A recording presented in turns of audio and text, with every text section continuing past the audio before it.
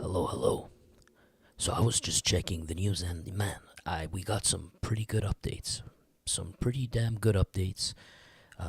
And what I like about these ones is that usually, when I read an article, it's completely like random. What's happening today, and then we read those, and I have to tell you, oh wait, let's go back a little bit, and I start to tell you about this happened like many many months ago, maybe even 2 years ago. That's the game plan on the channel. I try to be your memory as best as I can. I try to recall stuff and put them all together, and so in this way we can get a better picture of what we're reading. Now today is different. It's what's nice is what we are about to read. It's stuff that happened this week. So we're getting updates on stories covered this week, which some of them were updates too. So it's pretty great. It's pretty great. It means that it's gonna be fresh in your memory. It's rare that it happens like this. So it's. I always say this. This one's supposed to be short, guys. This one's supposed to be short. So let me get to it. Let's get down to business, my friend. All right. Remember 2 days ago we talked about a laboratory bust. Remember that? And they said that it was operating like a small business, and they had a factory, a warehouse. They maybe they were they appeared legit and all that. So we're just getting quick update. I don't want to spend too much time on this. It's because we had a name in there, and now there's a new name being added, and I found it intriguing. It's not every day that I can cover an Asian man in our stories. It's pretty rare, man. We get a guy like this popping up. What is this about? They're talking about he's gonna get it seems like 4 years. It says Mian Kong Lee would have had in his possessions approximately 4.7 million units of the M&M stuff or speed. He was speeding. I have to say it like that for the YouTube, just in case. So we got in 2022 he was collaborating with an intermediary in a vast criminal organization dedicated to mass production of M&Ms in the Grand Region or Great Region of Montreal. So that's the new name we can add on this. Min Kong Lee, Interesting, man. And what do we got? Yeah, we already read the story, so I don't want to go back to the story. I just wanted to add that. We got some pictures. What was his role? It says me. He may. I guess they used his location. It says Min Kung Lee admitted having used his own garage as a safe house for stupefyers on Capri Street in Montreal, and having given to clients boxes where he was transporting on board of a truck. In fact, he was arrested after trafficking 75,000 units to an individual who was under the radar of the cops, or maybe he was working for the cops. I'm not too sure about collimateur, what that means. So either it's going to be either. But there was another investigation, so they had their eyes on someone at the very least, and that helped directly or indirectly to nab this guy. And so it was another operation. Wow, it was another operation that led them to this operation. Gotcha. So they were busting somebody else for something related to M&Ms somewhere else. Another group, another cell, probably nothing to do with this guy directly, maybe, and now but because of that person, they followed him and they saw where he got his stuff, and it brought them to Min Kung Lee. Says that remember there was like 17 people that was arrested in this operation that we are talking about now, not the other one that we don't know about. Shout out to Chris Inslee. Good evening, good sir, and Marcel Mathers. What's up, Marcel Mathers? Oh yeah, I didn't even know, bro. You spoke French. I had no clue, bro. Nice. My brother Adam Rogers. That's it. Let's get down to business. My friend, we already started. But they wanted to control the stupefier market in Quebec. They were mass producing. They were on another level. They were about to, you could say they were franchising it. And we know he had the director of operations. He had even his own, what do you call this, plate with his name on it? This is probably the guy. It says that in the report of the investigation, they invoke the hypothesis that Mr. Caron, this guy, had the intention of taking control of the market of M&Ms in the province of Quebec, or at least take a big chunk for himself. He says, from the knowledge of the police, this market is controlled by the criminal organizations or organized crime, principally the Hells Angels, and the authorization to distribute on the territories must be obtained. In other words, he's not doing this rogue. You get it? This pipeline might even be stretching up to the Hells Angels, you know? Crazy. That was one rule that we had over here. When we read news and we hear a bust, usually we don't even have all these details. We now no pictures, nothing. We just hear there was a major operation and they busted a lab in that town and they got two people. It was a man and a woman, 45 years old, and that's it. That's about all I could tell you, all we could read, and then we move on to the next story. But I always press it. I forget to actually. I've been forgetting to do that, but I've been before. But a few months ago or up to years ago, I used to always tell you. Now the major question is, which is not really a question. We can almost be sure that pipeline, if because they're dealing in M&Ms, or going up to speed, if you know what I'm saying. They are the tree probably goes up to bikers, you know. But here this is the hypothesis of the police for this guy, because he's mass producing all this. No one's crazy enough to go through all this. Well, maybe these days they are crazy enough. When we talk about the BFM, we talk about all these, but these are not. This doesn't look like a street gang. Maybe it's, you know, by the looks of it. When you look at Mr. Kung Lee, 50-year-old man, you see. You know, it's another dude here, very highly aged. When you look at Blood Family Mafia, they're like in their 20s, 25, some 30s members. You know what I mean? But anyways, that's it. That's it for the story. I need to move on. Next one. So we're gonna look. Oh, I wish that didn't get scanned. That's exactly what I didn't want to happen. So we got. Yeah, I can't show you nothing. Let me just see if I can. Thank God I could do it. It didn't work earlier. Earlier I was trying over and over. Nice. I'm just scanning because I want to make sure I can read this in comfort and not forget and then get dinged. So yeah, look, this story too, we re-talked about it this week. Now, why it's interesting, it's about a member of Arab power, a presumed leader of Arab power who's currently being detained in prison. There's two major names. There's Younes Attaki. They say he's in a maximum security prison, being watched. He can only leave his cell for a few hours. Somehow the orders, you don't know if it's coming from him. He's the leader, right? So you would assume, but the orders somehow are coming out from his prison cell and is going other places. But if it's not him, you would think that it would be the other presumed leader, allegedly Sylvain Cabucci. This is the guy we spoke about a few months ago, where we found out that he was ordering pizzas to his prison cell, and he's just joking. You know, he knows it's not going to get there, but he was ordering pizzas, and the guards even were laughing. They found it funny. You remember that story? And he was when we talked about him, we found out that they were having a war with other street gangs. The only question was if he was in jail for one of those wars, and we read last time that yes, that was the case.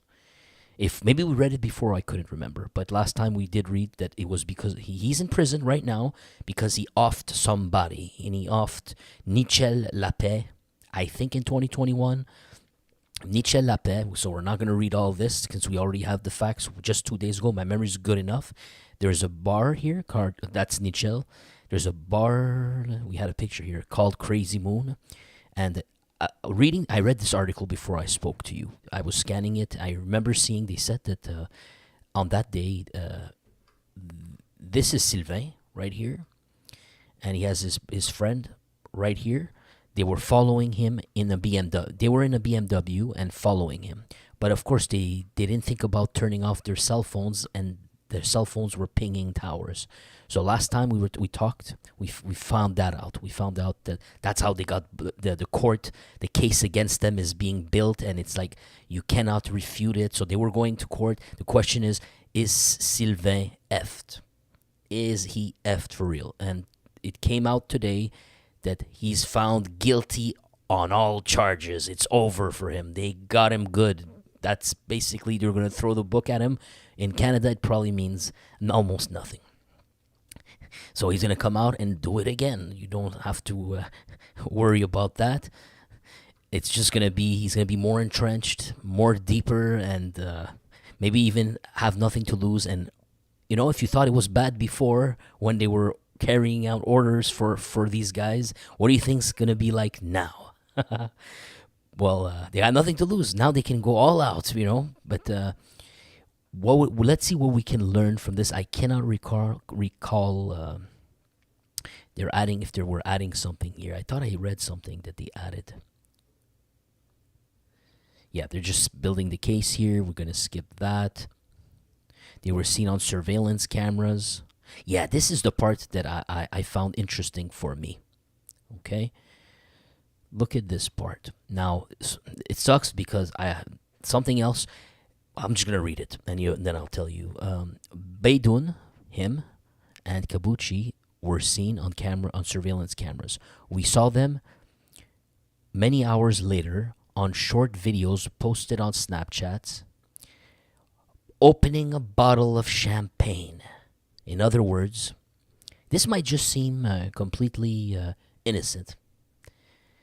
I'm here to tell you, friend, they eliminated another alleged gang member. They were at war with I forgot the name of the gang, but they're gonna mention it below, and we will remember.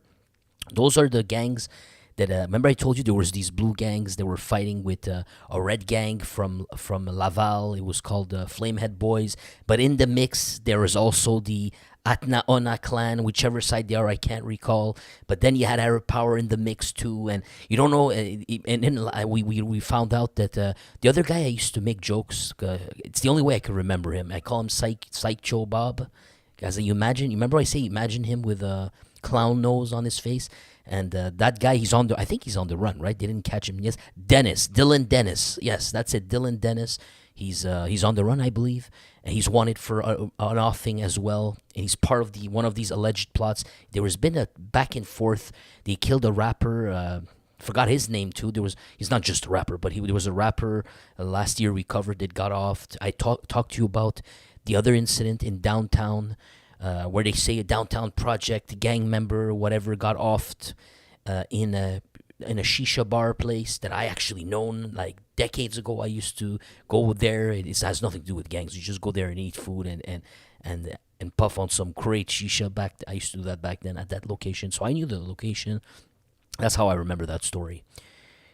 That guy, they waited for him and then they offed him right there. So this whole story of these 2 or 3 gangs going back and forth, maybe even 4 gangs, I'm not even sure anymore. Minimum, there's 2. That we can be certain. But it's actually, no, it's more than 2. The gangs had numbers in their names. They actually had the names of the gangs. 2 of them had numbers. It's like Gang 64, something like this. You see how complicated it could be to try to recall all this many months later. I'm trying to piece them all together for you. And eventually, don't worry, just remember our talk today. We'll get more updates on those, and we will just refresh our memories as they come. Now, sorry about that, but it had to be done. Now, you see here, it says that a couple of hours later on short videos on Snapchat, they are opening a bottle of champagne. So what do you think they're doing, bud? It's not just innocently popping a bottle of champagne that day, posting it on Snapchat. They're celebrating a good job they did. The mission they were probably sent to do. Street gang related. In fact, they probably may could have been personal too. That's also possible. That yes, it's a gang rivalry, but it was also on a personal level. I've seen this pattern before. Some of you have been watching Vancouver gangs warring each other out. The Red Scorpions, what was it? Red Scorpions, Bebo versus, was it Brothers Keepers, back and forth. And then the young cats, they will go on a mission, they'll kill their enemies. Like one of the guys was it Randy Kang? When he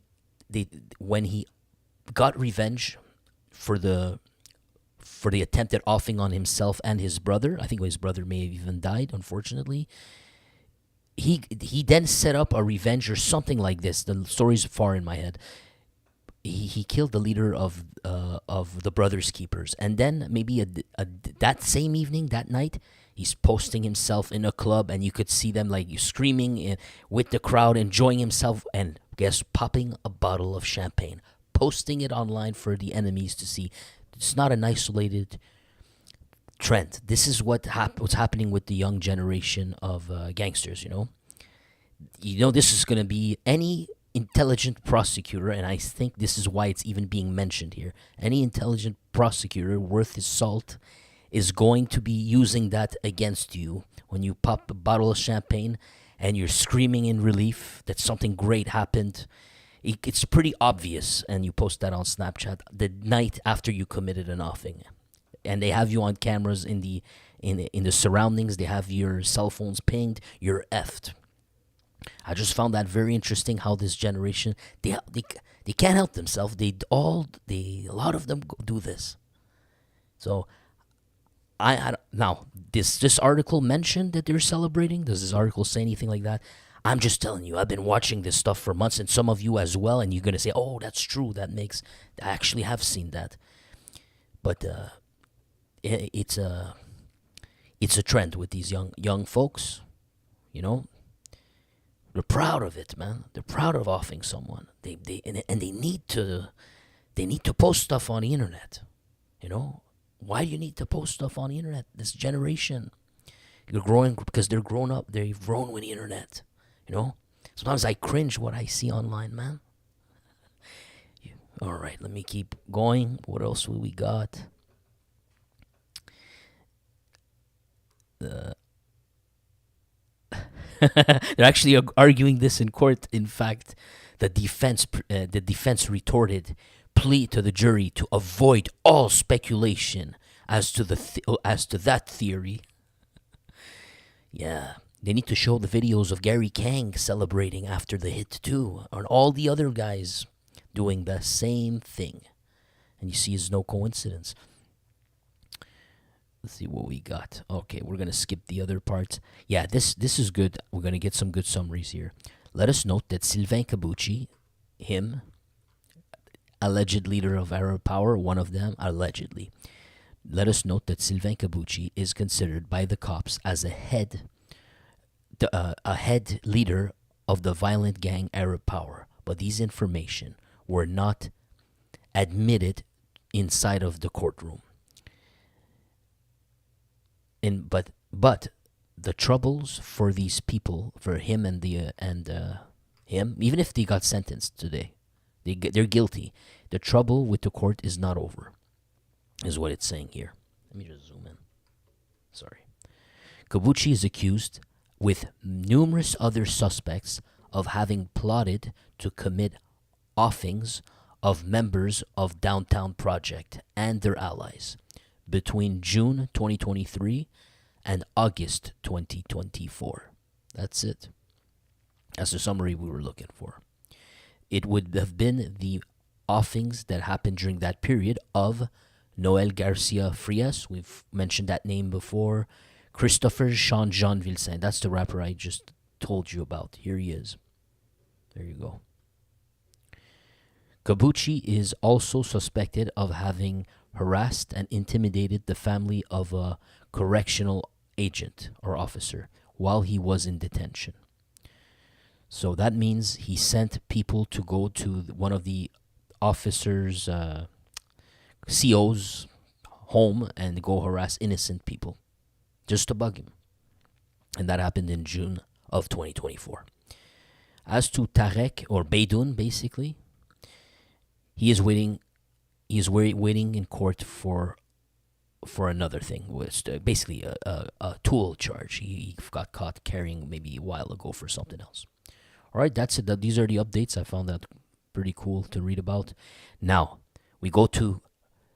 They were all correct, but let's say unfinished news, more mysterious, the stuff that you like. You like Ice Pick. Here we have a close friend of Ice Pick was arrested for a offing in Montreal. So they busted one of his close friends allegedly. Ice Pick got caught last week, remember? So a close friend of Ice Pick. Wait a sec.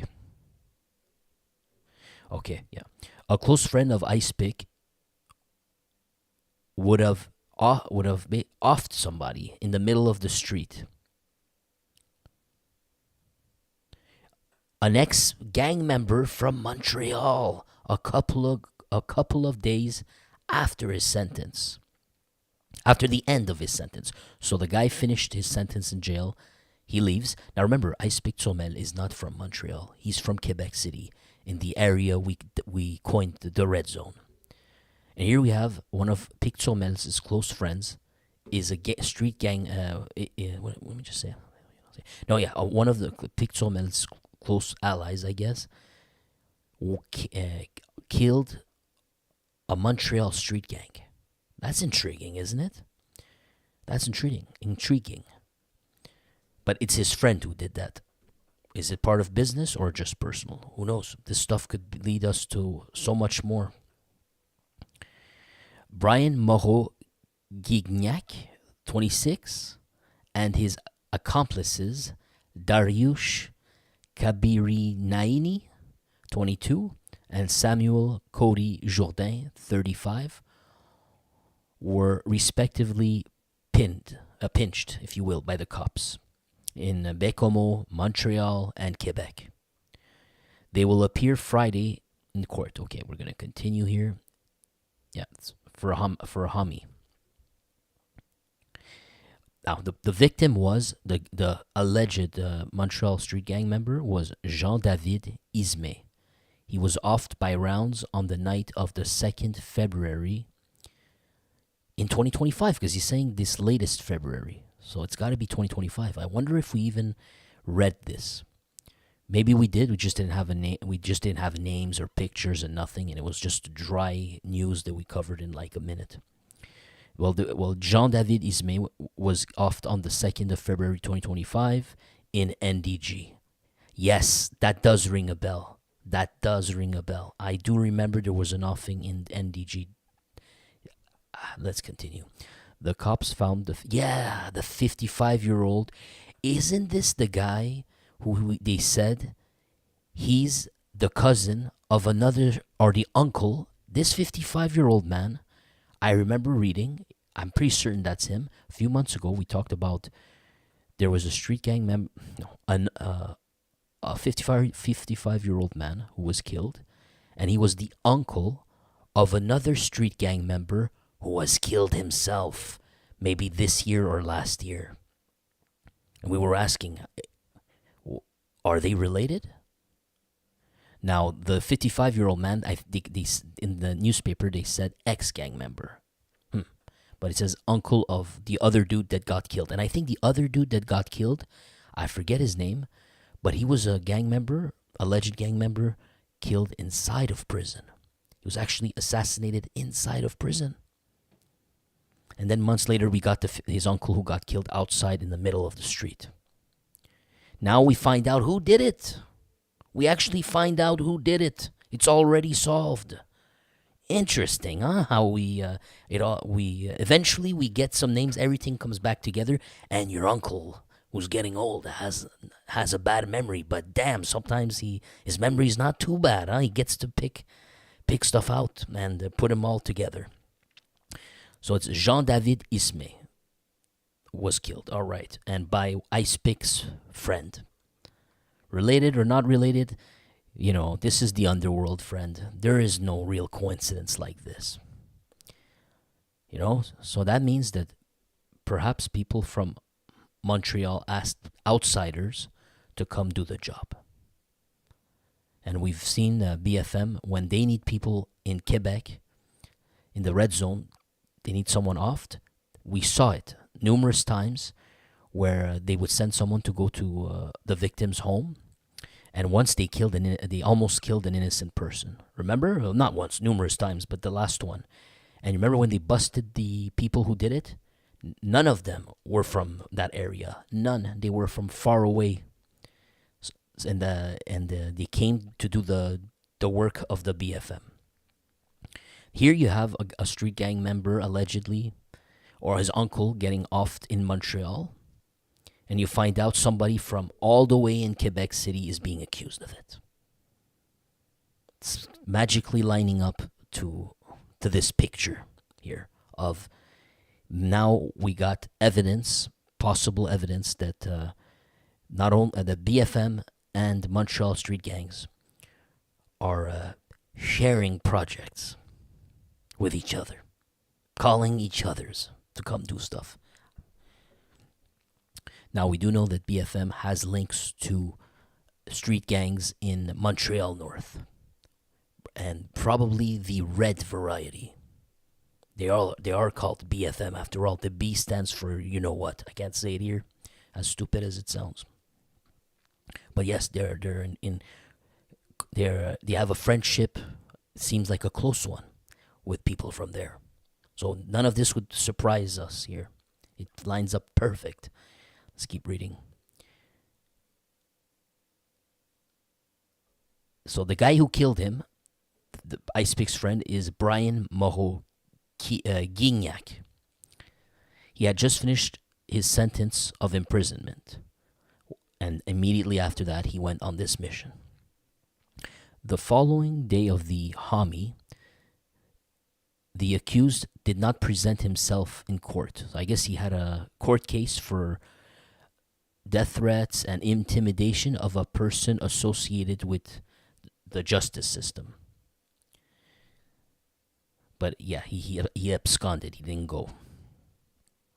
The man, originally from Bécomo, has a big rap sheet. We're no surprise there. BFM implicated. There you go, friend.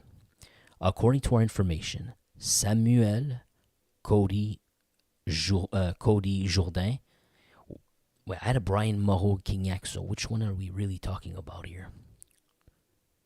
Okay, there's 3 accomplices. Okay, my bad. Sorry about that. I got lost. So there's 3 accomplices. We did read their names. Dariush, Samuel Cody Jourdain, and Brian Moreau Guignac. Okay, good. Now we come back here. One of them had just barely finished a sentence. He got out. He was supposed to go back to court or something, and he's absconded, and he went to do this mission. Now there's another person among the trio, Samuel Cody Jourdain. He's considered by the police as an important player in BFM in the region of Quebec City.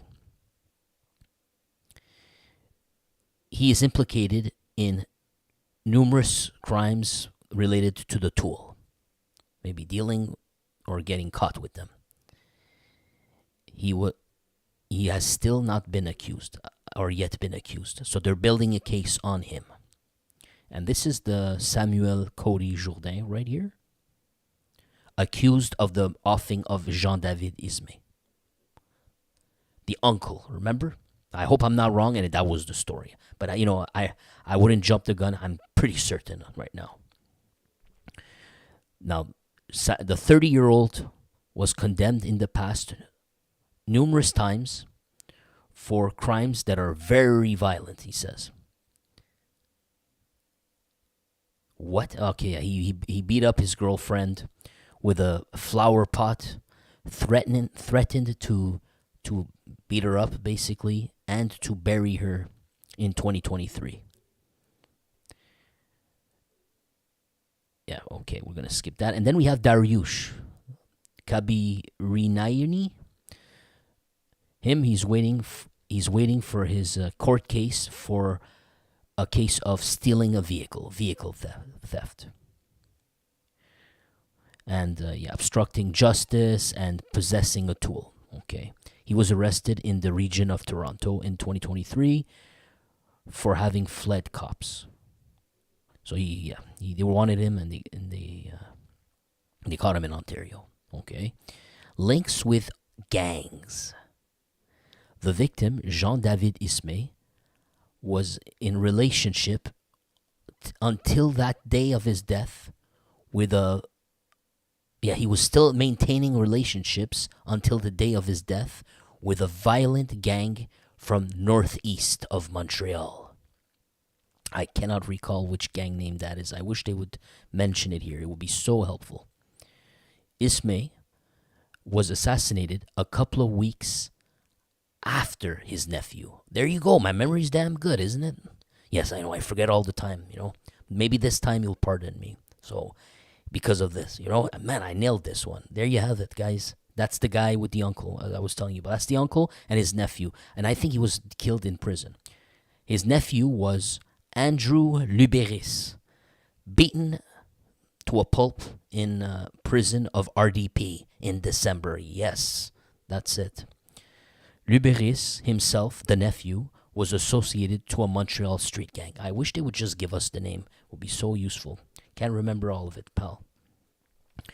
But there you go, man. What an interesting turn of events. And we learned, man. We learned, and things are coming together. You see, one day we're reading something. How much information did we really have last time when we read this article? We just heard some guy got killed in NDG. There was no photos. There was no information. It was like maybe one small paragraph. When they cover something real quick, they just post it. They don't write an article necessarily. They just post. You know what I'm talking about. They just post. Like last night at 7 p.m., someone got killed in NDG. That's it. That's what we had. Now we got so much more. Sorry, guys. I missed your messages. Just give you quick shout-outs. What's up, Chris? Adam Rogers, DJ, Mille Chemin. Zachary Mitchell, what's up, buddy? Thank you. And GX, what's up, brother? We're good. Now we're good. Okay, now let's go to the next one. It looks like this video is not going to be short. Despite how much I try, man, I can never finish. There's just so much details I want to talk to you about when I read them. So yeah, this is the guy. This is the uncle. I had this picture, another article that was posted. That's the uncle. And yeah, the same story. We don't need to read it again. I thought you'd like to actually see the picture of the uncle. All right. Now we go to, now we get an update on the bust. Remember, in the Southwest, a couple of days ago, it was reported the bust of one of the branches of the Sicilian Mafia of Montreal. And it wasn't the first. They got busted twice in the span of like 12 to 14 months. One of the cells with the same Godfather names popping up again. We have an Arcoraci, this time I remember his name, and Diadamo that appeared in that article. So, as usual, I will translate for you. That's the least I can do to thank you for being here.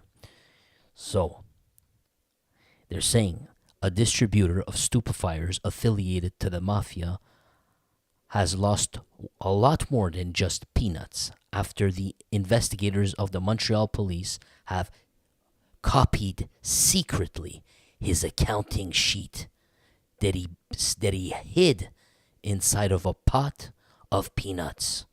Holy, this is getting interesting, isn't it? You caught that, right? I don't need to repeat that.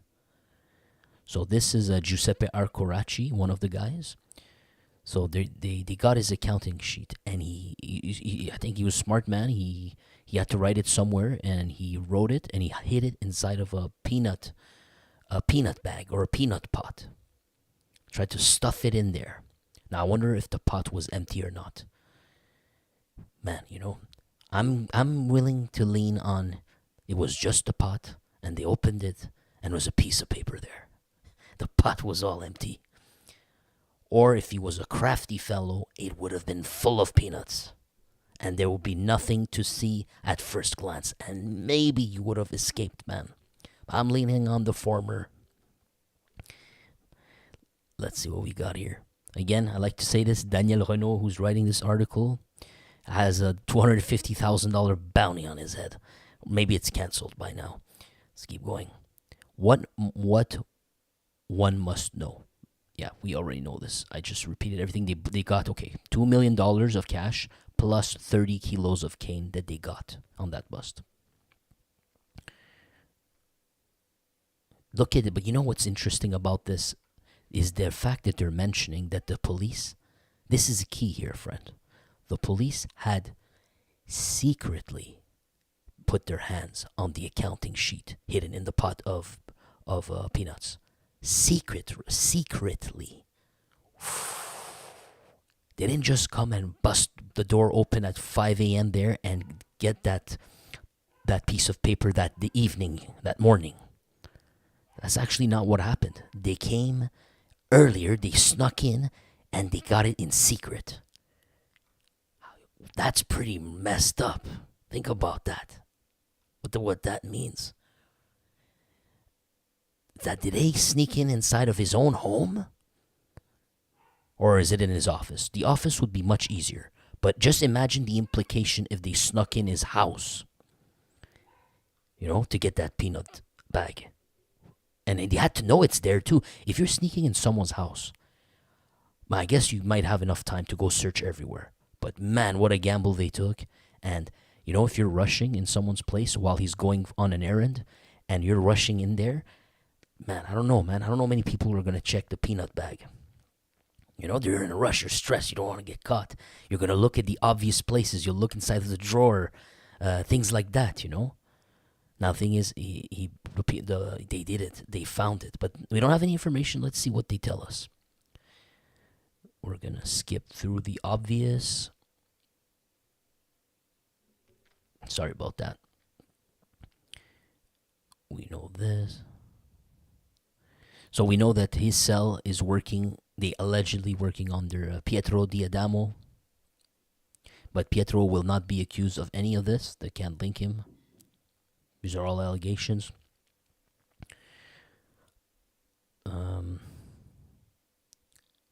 Again, sorry about that. They're just repeating the same stuff, what they caught.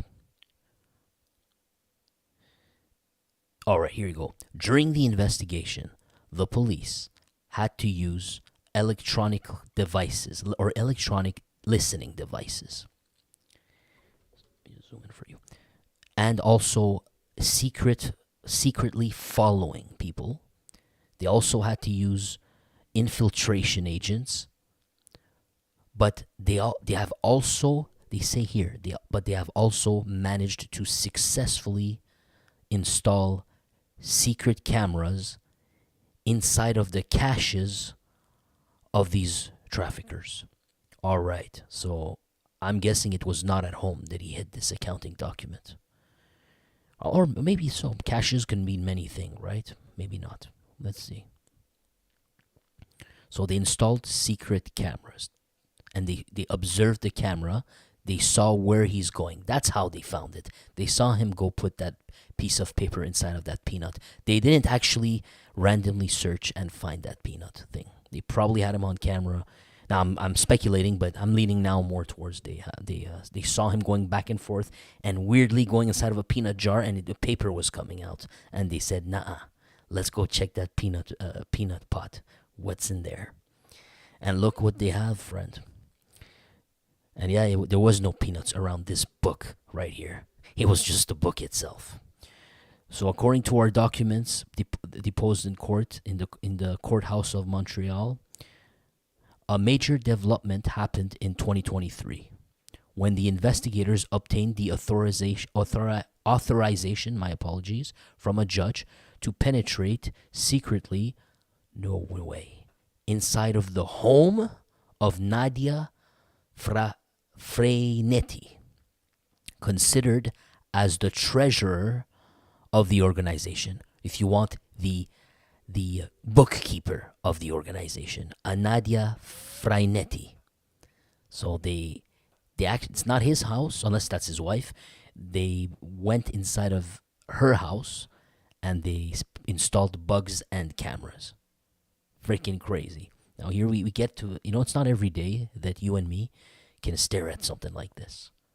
The handwritings. Now, I would have liked to tell you this was the handwritings of Arcoraci, and I think that the lawyers might be able to argue that what does this have to do with him? Maybe he didn't write it, so how could you necessarily say this has anything to do with the business? Maybe they'll be able to argue their way out of this. Let's just look at this book for a second, because I need your help. I did stare at it earlier, tried to figure it out. So I'm going to tell you what I see, and then eventually you'll be able to plug the holes.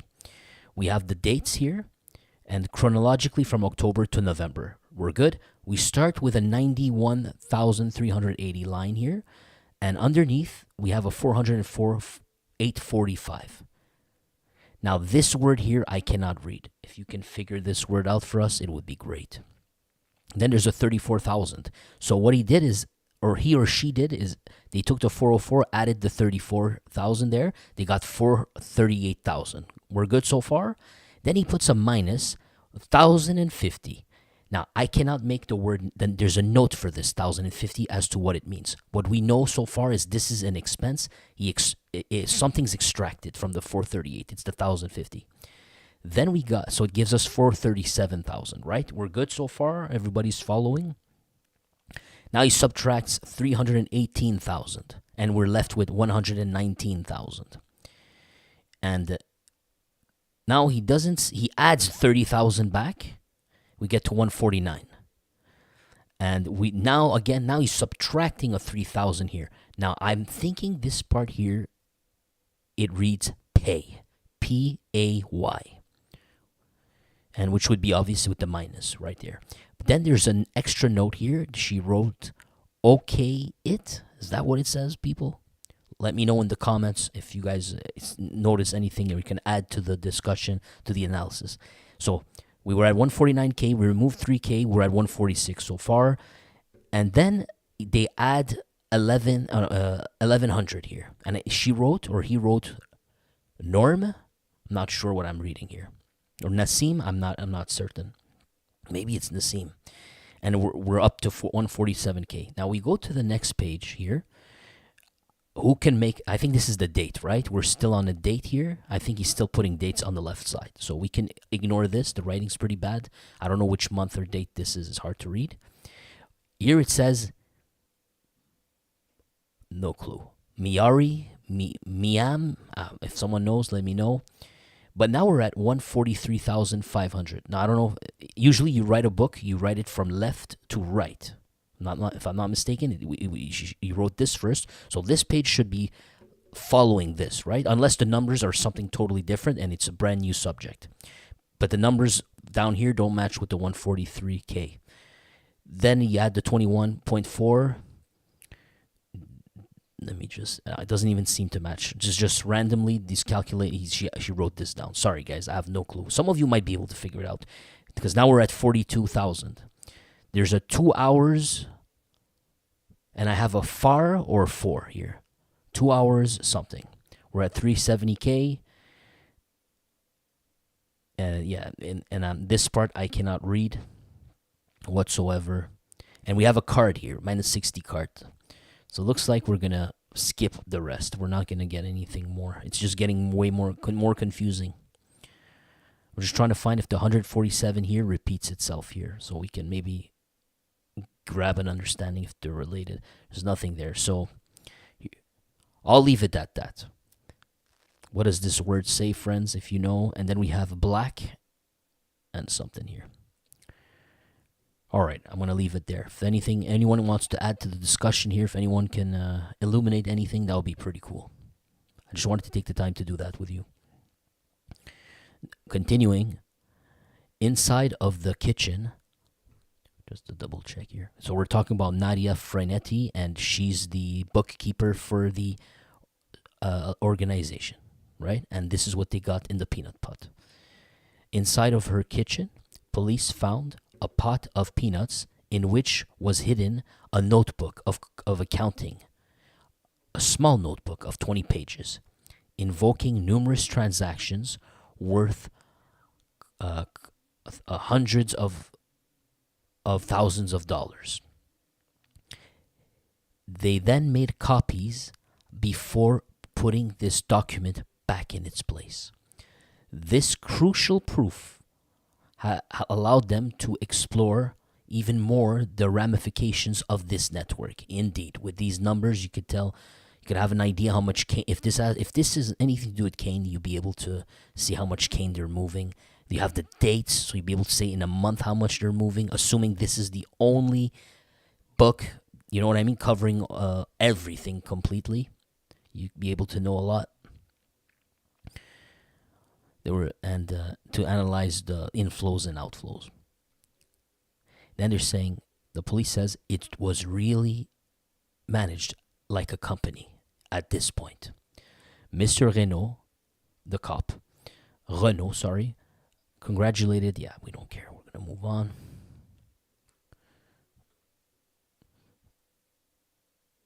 Yeah, this is the rest. More BS. The neighborhood was thanking the cops. I don't buy this one. The suspects appeared at the court in the afternoon. 5 of them were accused of gangsterism. 7 were arrested, and I think 5 only were accused. Weakened by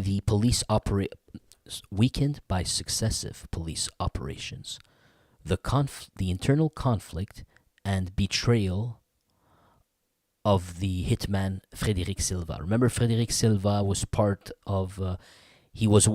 Allegedly he met with Mr. Solicito, which is probably one of the, or was at some point, or is one of a childhood friend, best friends, one or the other. The childhood friend, I'm certain of, they had to be, but maybe they're no longer best friends. You know, people grow distant sometimes, but I doubt it. I think that their bond with having their family members killed in the Mafia wars gonna put them a lot more closer together, in my opinion. And remember that Frédéric Silva, the man who put the bounty on the person who wrote this damn article, the $250,000, Frédéric Silva put it on it. And Frédéric Silva was in the pipeline with Gregory Woolley and allegedly the Sicilian Mafia. And they were working all together and managing who's going to live, who's going to die, who's allowed to move stuff perhaps, etc. Criminal enterprise, in other words. Now, Frédéric Silva did mess up. He went to a bar or a strip club, and he went loaded with a tool. And because he's killed people for money and for a living, he lost touch with reality.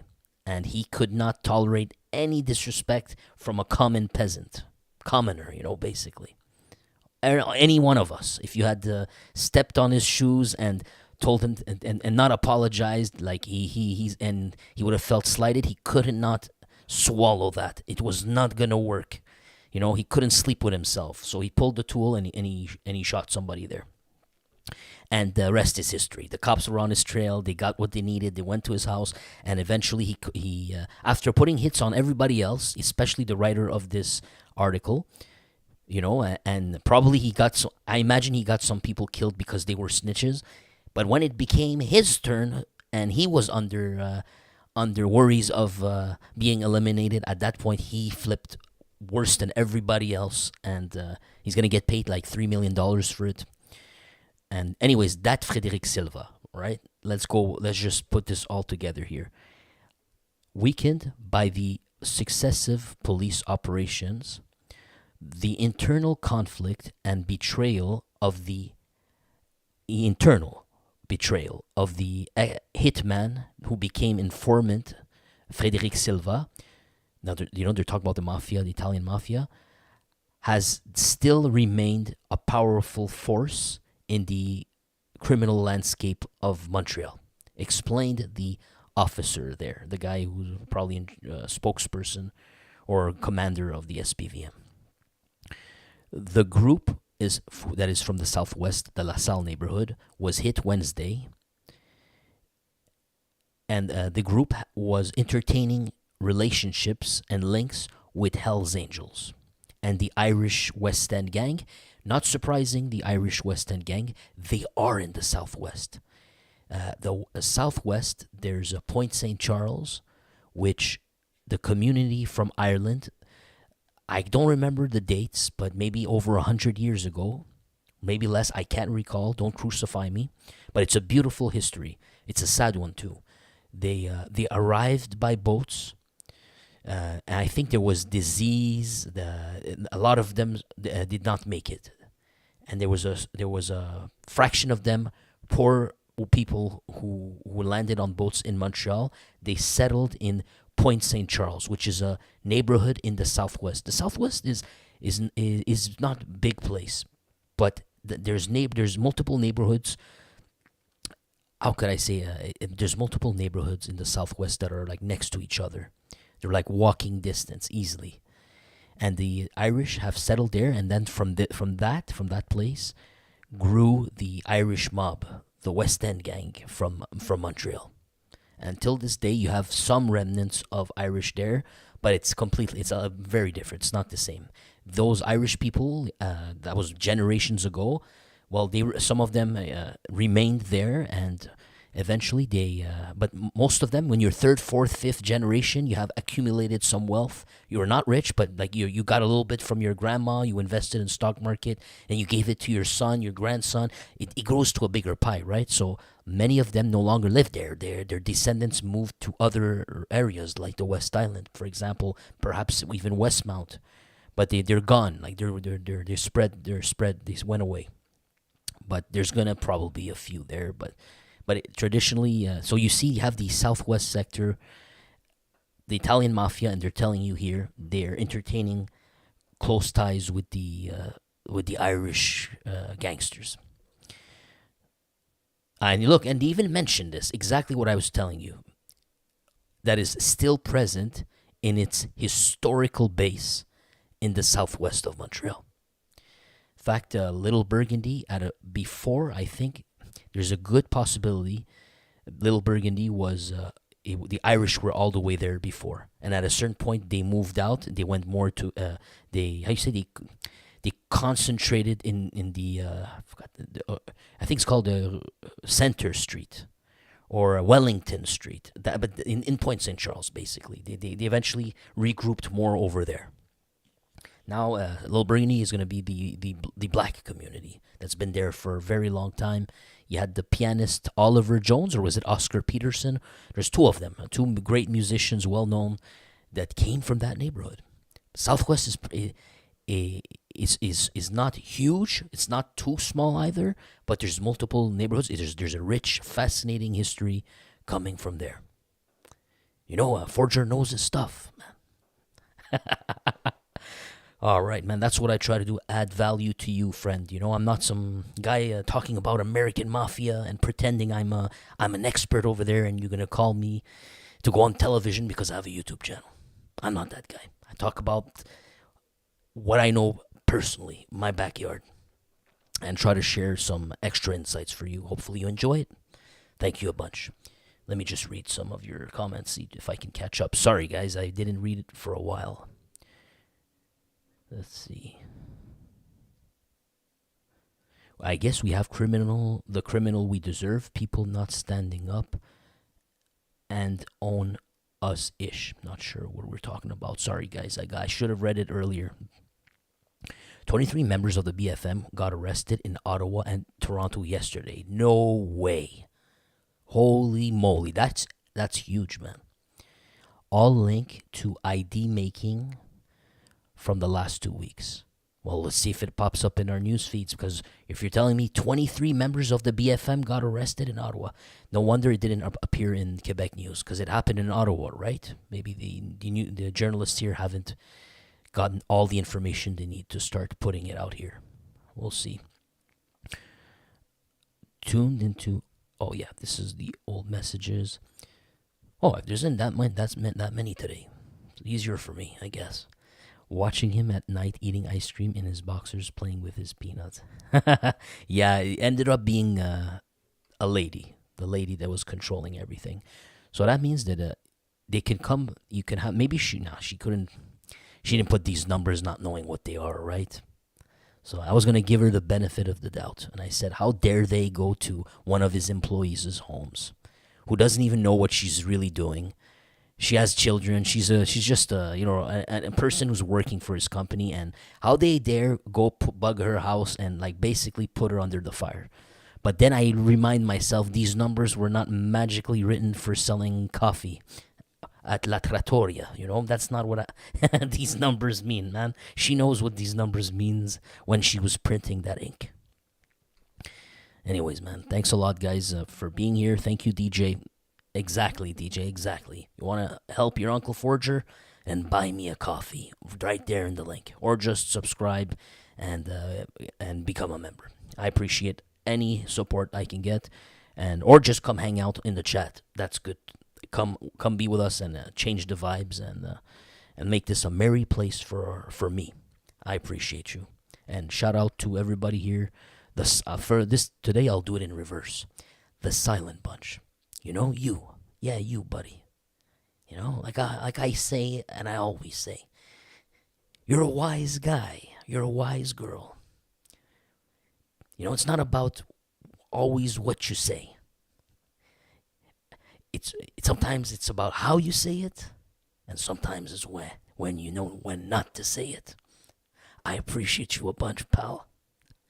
And shout out to Chris Hensley, Marcel Mathers, Adam Rogers, DJ Green Thumb from Ottawa, Mille Chemin, Zachary Mitchell, GX, North American Audit. Thank you for being here, man. We need you to audit. Come here to audit with us. In case you see anything in these articles, let us know. Gagnon Alain, what's up, buddy? And did I miss anybody else? Did I say Marcel Mathers? Just in case, Marcel Mathers. Mr. J, almost lost Mr. J. Thank you, Mr. J. And just double checking here. I don't like to miss anybody because I have a policy. I try to live in life, No man, woman, or child left behind. I was left behind a bunch. So I try never to leave anyone behind if I can help it. I think everybody's there. Yeah, we're good. Have a great night, buddy. Have a good one. Thanks for being here. Thanks a lot. And all time. Shout out to all time also. Good night, boys. Oh, and He's Nice. I almost missed He's Nice. He's nice too. Shout out to He's Nice, man. Thank you, He's Nice. Appreciate you.